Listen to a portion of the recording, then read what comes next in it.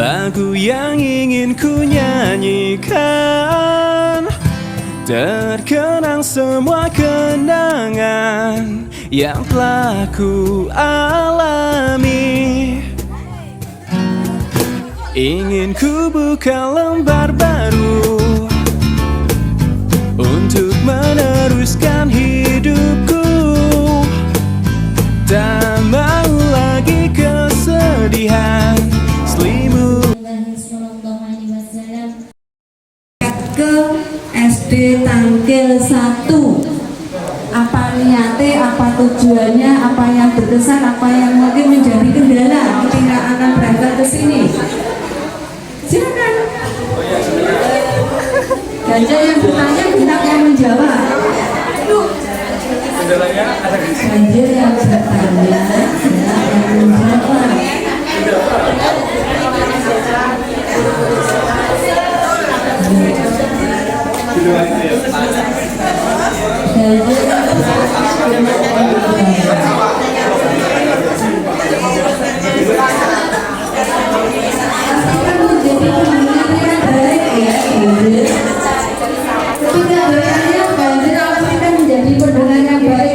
Genap mulai menjalan.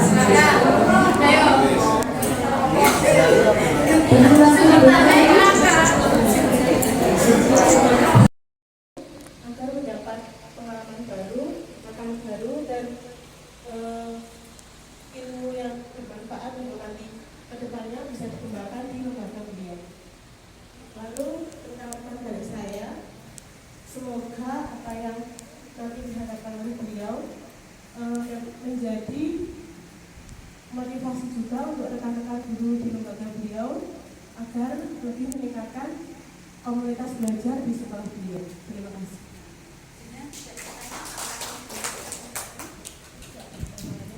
Enggak, wes pokoknya tujuannya menukir rombongan ini bora ya pokoknya tetangga. Tadi saya menanyakan kepada Bu Amel terkait tujuannya di sini, kemudian motivasinya apa, kemudian tadi tempat bertanya rumahnya di mana dulu ya. Untuk tadi tujuannya Bu Amel datang ke sini, Bu Amel tadi ke sini untuk tujuannya apa? Menambah wawasan, menambah teman, kemudian juga tadi kita sempat ngobrol juga yang walaupun cuma sedikit tapi menunjukkan bahwa kita tuh kita bisa cepat akrab ya banget ya. Iya, saat sekali. Nah, motivasinya hampir sama dengan yang disampaikan yang tadi. Tapi kolaborasi ya namanya supaya bisa menularkan atau istilahnya mengembangkan apa yang nanti didapat di sini di sekolahnya Bu Amel di SD Nurutan 1. Dan terima kasih luar biasa Tujuan saya datang ke sini adalah untuk mengikuti kegiatan praktik baik optimalisasi komunitas belajar. Nah, nantinya dengan harapan dengan kegiatan ini nanti saya akan mendapatkan ilmu yang bermanfaat dan nantinya akan bisa dipraktikkan. Mbak Ita sudah pernah mengikuti kegiatan komunitas belajar di SD ini, Bu? Insya Allah untuk di SD-nya sudah bisa mengajinya. Karena kita satu lembaga yang kita sudah pernah mengikuti. Terima kasih. Kita pada saatnya nanti akan membuat sebuah karya, bukti karya dan asinatan yang ini akan perlu mempelajari dari orang lain. Jadi siapa orang lain yang perlu kita ajarkan seperti itu. Baik Bapak Ibu, saya izin untuk menjawab untuk mengimplementasikan kurikulum Merdeka. Kurikulum Merdeka menjadi salah satu kebijakan di episode Merdeka Belajar. Episode berapa Bapak Ibu? Lu harus tahu episode berapa? Episode gitu ya. Kemudian ketika kita masuk sekolah negeri adalah kebijakan di episode yang ke-8. Sekarang kita masuk di episode Merdeka Belajar yang ke-15 tentang Merdeka Belajar. Di episode ke-15 tentang implementasi kurikulum Merdeka ini Bapak Ibu, dukungan pemerintah itu apa saja? Adanya platform Merdeka Mengajar. Kemudian ada lagi saya itu kurang jelas membaca. Kondisi sambil duduk ya.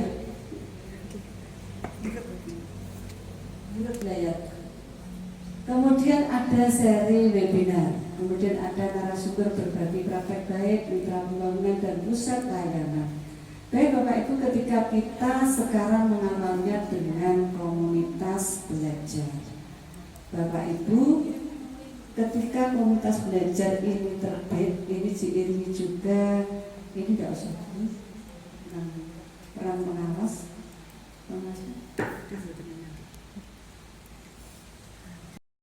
belajar yang menjadi dukungan dari pemerintah ini mulai kita perlu untuk lakukan, ini dikuatkan dengan surat edaran dari Direktur Jenderal GTK nomor 428-HK.0401/2023 tentang optimalisasi komunitas belajar.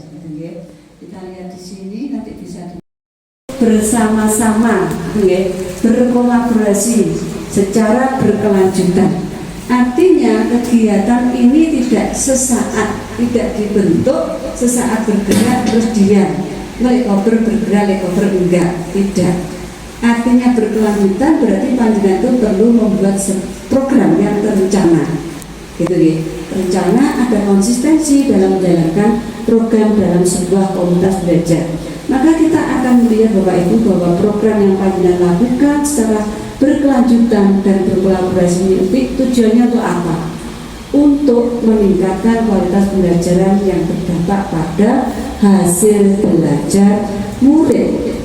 Maka perlu kita ketahui Bapak Ibu, ada 3 bentuk dalam komunitas belajar ini. Yang pertama, komunitas belajar dalam sekolah yang dilakukan secara internal oleh masing-masing satuan pendidikan. Apa peran dari komunitas belajar dalam sekolah Bapak Ibu? Yang jadi pertanyaannya dulu, apakah di masing-masing sekolah panjenengan sudah terbentuk komunitas belajarnya? Kalau melihat tadi 21% belum pernah mengikuti aktivitas dalam komunitas belajar, menjadi pertanyaan loh ya. Apakah ada sekolahan yang belum membentuk komunitas belajar? Jujur Bapak Ibu, kalau memang ada ya ada. Ada kan Bapak Ibu? Komunitas belajar dalam sekolah. Artinya ketika komunitas belajar dilakukan terbentuk, itu secara internal ada aktivitas, ada legalitas. Namanya dibentuk, berarti dilegalkan oleh siapa? Oleh kepala sekolah masing-masing di satuan pendidikan. Jadi pembentukannya ini secara internal di satuan pendidikan masing-masing. Sudahkah di sekolah panjenengan semua terbentuk komunitas belajar dalam sekolah? Halo? Bagaimana Bapak Ibu?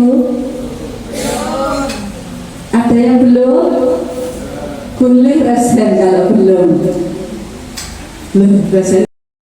Untuk mendapatkan umpan balik dari teman-teman di sekolah, di satuan pendidikan, sehingga ketika kita bicara komunitas belajar dalam sekolah ini, maka harapannya jika itu sudah terbentuk, akan terjadi kegiatan yang berkesinambungan dalam komunitas belajar ini, yakni guru yang merefleksikan setiap kali setelah dia melakukan pembelajaran. Ada rekan yang memberikan umpan balik. Apa yang sudah kami lakukan tadi? Bagaimana aktivitas anak-anak ketika belajar bersama saya? Mungkin anak-anak ternyata 50% nggak aktif ya, nggak suka dengan cara saya mengajar. Ada masukan-masukan dari teman-teman, sehingga dengan masukan-masukan ini akan ada perbaikan. Perbaikan di mana? Di dalam penyusunan pembelajaran otomatis, karena pembelajaran yang baik pasti diawali dengan perencanaan yang baik, gitu ya. ketika panjenengan berharap bisa melakukan pembelajaran yang berpihak pada anak, berarti panjenengan perlu mengawali dengan perencanaan yang matang untuk membersamai peserta didik, sehingga diperlukan umpan balik ini. Artinya, substansi dari peran komunitas belajar dalam sekolah ini adalah untuk mendapatkan perbaikan dalam proses pembelajaran sehingga outputnya memberikan peningkatan pada hasil